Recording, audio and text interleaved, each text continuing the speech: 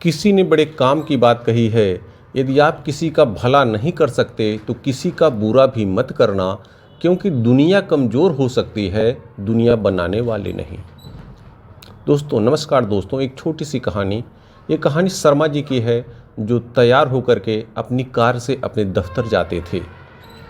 एक दिन वो सुबह निकल रहे थे, उनकी मिसेज ने कहा शाम को लौटते समय फल ले आना, सेब ले आना। तो शर्मा जी जा रहे थे। रास्ते में पहुँचे तो संयोग से देखे कि सड़क के किनारे ही एक वृद्धा बैठी हुई थी, जो सेब लेकर के बैठी थी। कार साइड में खड़ी किए और सोचे इनसे सेब ले लेते हैं। गए, पूछे कि सेब कैसे दे रहे हैं, तो उन्होंने कहा कि बेटा 80 रुपये किलो है। वो कहे नहीं, थोड़ा महंगा दे रहे हैं, आप 70 में दीजिए। तो उन्होंने कहा नहीं बेटा 75 रुपये ले लो, 5 रुपये कम कर देते हैं। तो नहीं, शर्मा जी ने कहा नहीं 70 रुपये ही दूंगा। तो उन्होंने कहा, माता जी ने कहा नहीं बेटा, अरे 75 ले लो, मैं ज़्यादा नहीं ले रही हूँ बेटा, ज़्यादा फ़ायदा नहीं ले रही हूँ। लेकिन शर्मा जी नहीं माने, गए अपनी कार स्टार्ट किए और दफ्तर के लिए चले गए। पूरे दिन भर काम करते रहे। शाम को वापस आने का समय हुआ तो उन्हें ध्यान आया कि मिसेज ने कहा था सेब ले आना है। अब वो चले गए, बड़े शोरूम पर चले गए। जा कर के वहाँ गाड़ी अपनी खड़ी किए, गए वहाँ पूछे भैया सेब दे दो 1 किलो, क्या रेट चल रहा है। तो जब पूछे वहाँ तो उसने कहा भैया 100 रुपये किलो। शर्मा जी कहे नहीं भाई, से महंगा दे रहे हैं, थोड़ा सा सस्ता कीजिए, इतने में देंगे। कहा हाँ, आप तो यहीं से तो आप ले जाते हैं, 100 रुपये ही है। फिर शर्मा जी ने कहा अरे नहीं, थोड़ा सा देख लीजिए। तो जो दुकानदार थे उन्होंने कहा पीछे देखिए बोर्ड लगा है, कृपया मोल भाव करके शर्मिंदा ना करें। अब शर्मा जी क्या करें।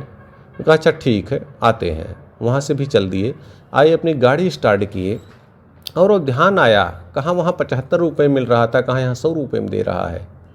गाड़ी स्टार्ट किए, भागे, कहीं चलिए देखते हैं वही माता जी होंगी, उन्हीं से ले लेंगे सेब।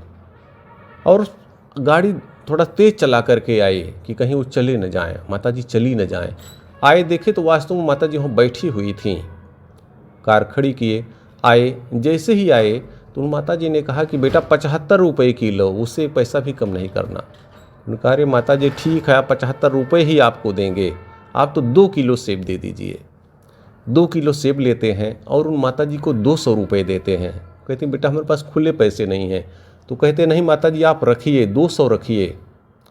तो वो कहती हैं अरे बेटा मैं कैसे दूंगी आपको। कहते नहीं, आपको देने की ज़रूरत नहीं है, मैं फिर कल आऊँगा, फिर आपसे सेब ले लूँगा, आप उसे एडजस्ट करना, आप तो सेब अच्छे ले आना, कल मैं और सेब लूँगा। और ले करके वो खुशी खुशी अपने घर चले जाते हैं। घर जाते हैं, मिसेज को सेब देते हैं और जो घटना घटी थी बताते हैं और कहते हैं कि देखिए आज ऐसे ऐसे था, रास्ते में ऐसे लिए और वहाँ दुकान पे गए, इस पूरी बात वो बता देते हैं। उनकी मिसेज थोड़ा दयालु तो कही ठीक है, आप उन्हीं से सेब ले आइए। दूसरे दिन जाते हैं, फिर जाते समय ही 500 रुपये आज ले जाते हैं और उन माता जी को दे देते हैं। कहते हैं माता जी आप 500 रुपये रखिए, आप सेब अच्छे लाइएगा और मैं आपसे ही सेब लूँगा। तो कहती बेटा आपके पैसे मैं कैसे दूँगी। तो उन्होंने कहा कि आपको देना नहीं है पैसे, आप तो सेब ले आइए, मैं ख़रीदता रहूँगा आपसे, और आपके पास जो भी है, जो भी आपकी समस्या, आप जो कर्जदार हैं। एक्चुअली माता जी ने कहा था बेटा मेरे जो पति थे वो बीमार हो गए थे, उनके इलाज पे ढेर सारा पैसा खर्च हो गया और अंत में वो बचे भी नहीं, इसलिए मैं कर्जदार हो गई हूँ। और मैंने कुछ सोचा कि क्या करूँ, फिर मैंने ये सोचा कि थोड़ा सा सेब ला करके बेचती हूँ, ऐसे धीरे धीरे बढ़ेगा और मैं थोड़ा थोड़ा पैसा देती रहूँगी लोगों का।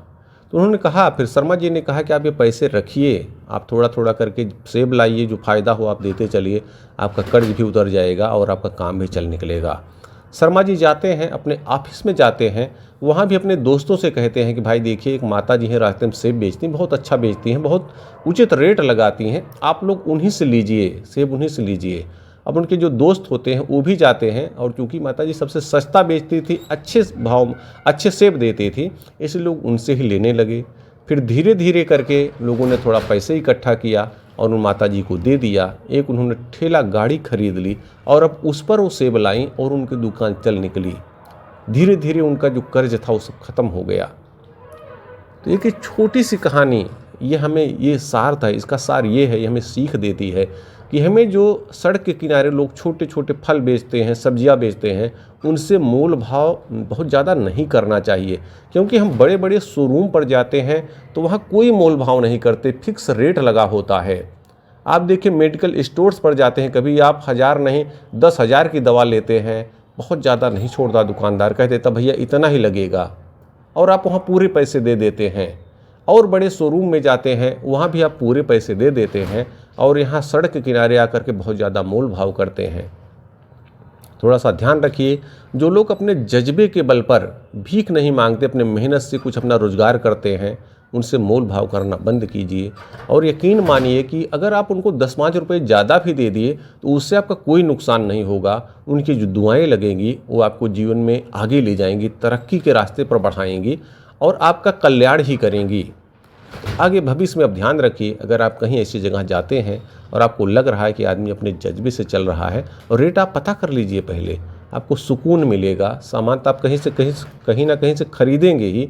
अगर आप उनसे खरीदेंगे और उनको 1-2 रुपये भी ज़्यादा दे देंगे तो जो उसकी दुआ निकलेगी वो आपके बड़े काम की होगी।